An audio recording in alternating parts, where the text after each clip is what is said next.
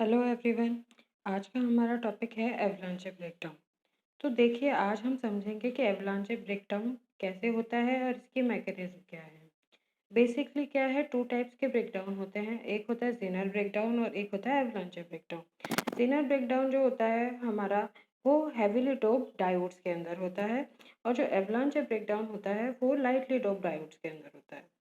ये दोनों ही breakdown reverse reason में, रिवर्स बायस कंडीशन में आकर होते हैं।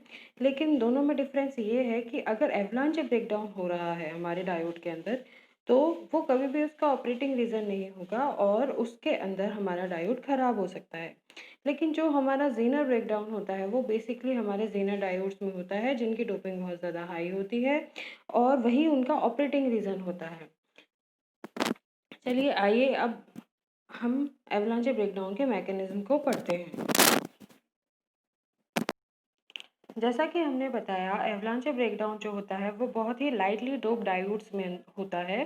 अब लाइटली डोप डायोड्स का क्या मीनिंग है? मीनिंग ये है कि अगर हम कोई डायोड बना रहे हैं, उसके अंदर हमने इम्प्योरिटीज बहुत कम मिलाई है, तो उसे हम बोलेंगे लाइटली डोप डायोड्स। और ऐसे डायोड्स का जो डिपल्शन रीजन होगा वो बहुत ज़्यादा वाइड होगा। वाइड मतलब चौड़ा होगा। लेकिन अगर हमने यही डोपिंग लेवल, मतलब इम्प्योरिटीज जो डायोड के अंदर मिलाई है वो बहुत ज़्यादा हाई हो, तो क्या होगा, हमारा जो डिपल्शन रीजन की विड्थ होती है वो बहुत कम होती है। और जिसके अंदर भी विड्थ कम होती है उसके अंदर जो ब्रेकडाउन होता है वो होता है जेनर ब्रेकडाउन।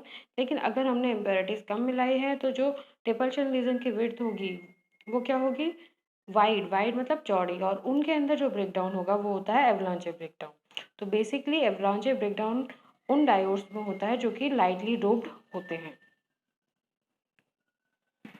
अब जो हमारा डिपल्शन रीजन होता है, उसके अंदर क्या होता है, कोवलेंट बॉन्ड्स प्रेजेंट होते हैं। तो हाई टेम्परेचर होने के कारण जो कोवलेंट बॉन्ड्स डिपल्शन रीजन में प्रेजेंट है वो क्या होते हैं, ब्रेक हो जाते हैं। और ब्रेक होते हैं तो दो पार्ट्स में डिवाइड होता है, एक तो इलेक्ट्रॉन और एक होल पेयर्स जनरेट कर लेते हैं। अब ये जो चार्ज कैरियर्स होते हैं वो वही हाई टेम्परेचर से और फील्ड से, जो कि डिपल्शन रीजन में प्रेजेंट है, उनसे एनर्जी गेन करता है और एक्सेलरेट होने लग जाता है। मीन्स एक तरीके से इलेक्ट्रॉन होल पेयर जो डिपल्शन रीजन में बने हैं हाई टेम्परेचर के कारण, कोवलेंट बॉन्ड को टूटने के कारण, वो क्या करेंगे कि जो डिपल्शन रीजन में जो हाई टेम्परेचर और फील्ड प्रेजेंट है उससे अपने आप को एक्सेलरेट करा लेंगे। अब क्या हुआ कि डिपल्शन रीजन में हाई वेलोसिटी इलेक्ट्रॉन्स प्रेजेंट हैं। अब और ये एक्सेलरेटेड भी हैं, तो क्या करेंगे, ये जाएंगे और अदर जो सेमीकंडक्टर के एटम्स हैं उनसे जाके कोलाइड करेंगे। कोलाइड मतलब टकराएंगे। अब अगर मान लो हाई वेलोसिटी इलेक्ट्रॉन किसी अदर सेमीकंडक्टर एटम से जाके टकराएगा तो क्या करेगा, उसके जो वैलेंस इलेक्ट्रॉन्स हैं उनको बाहर निकालेगा। अब उनको बाहर निकालेगा, वो भी बाहर हो गए और वो खुद पहले से बाहर हैं। तो एक तरीके से सेकेंडरी एमिशन हुआ। मतलब पहले तो कोवलेंट बॉन्ड टूटा और इलेक्ट्रॉन्स होल पेयर जनरेट हुए, तो ये तो हो गया प्राइमरी एमिशन। और उसके बाद यही जो इलेक्ट्रॉन्स हैं इन्होंने क्या किया कि जो डिपल्शन रीजन का फील्ड है और टेम्परेचर है उससे अपने आप को एक्सेलरेट कराया और जाके दूसरे जो सेमीकंडक्टर एटम्स है उनसे टकराए और उनके जो वैलेंस इलेक्ट्रॉन्स है उनको बाहर निकाल लिया। तो ये क्या हुआ, एक तरीके से सेकेंडरी एमिशन हुआ।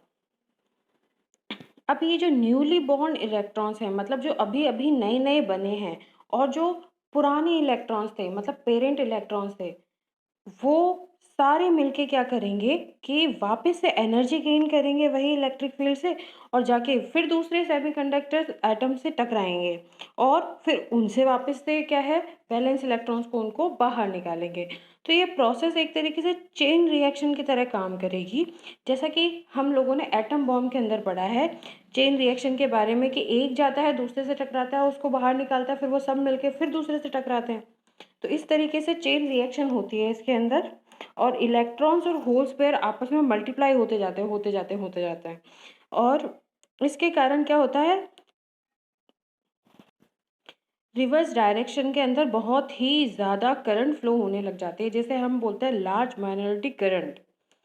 और जिसके कारण, इतना ज़्यादा करंट होने के कारण हमारा डायोड जो है वो ख़राब भी हो सकता है। और इस कंप्लीट प्रोसेस को हम बोलते हैं एवलांचे ब्रेकडाउन, और इसको हम एवलांचे मल्टीप्लिकेशन प्रोसेस भी बोलते हैं। और ये जो बेसिकली जो है वो कंप्लीट एक तरीके से चेन रिएक्शन है जो कि डायोड को ख़राब ही कर देती है कंप्लीटली, अगर ये अगर हो जाती है तो।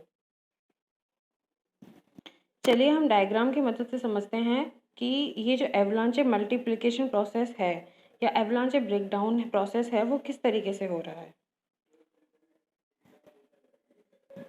यहाँ देखिए हमारे पास एक फ्री इलेक्ट्रॉन प्रेजेंट है।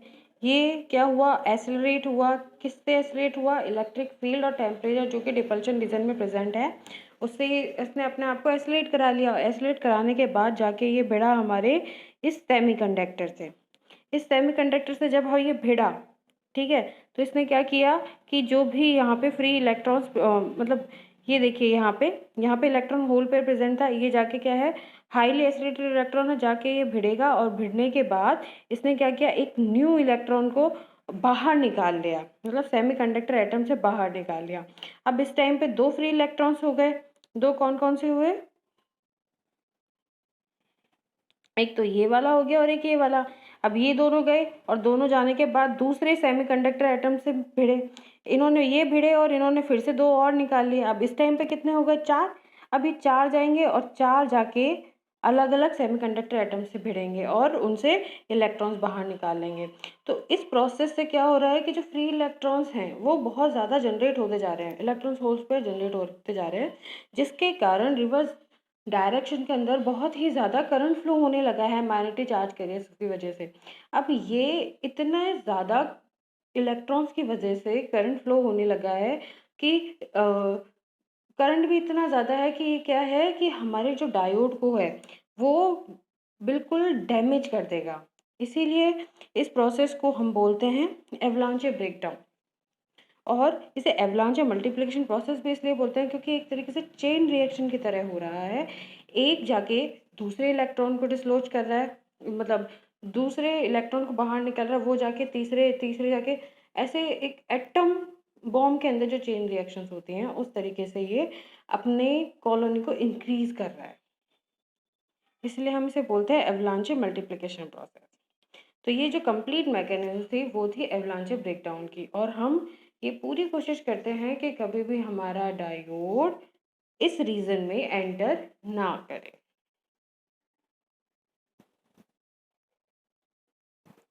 Thank you.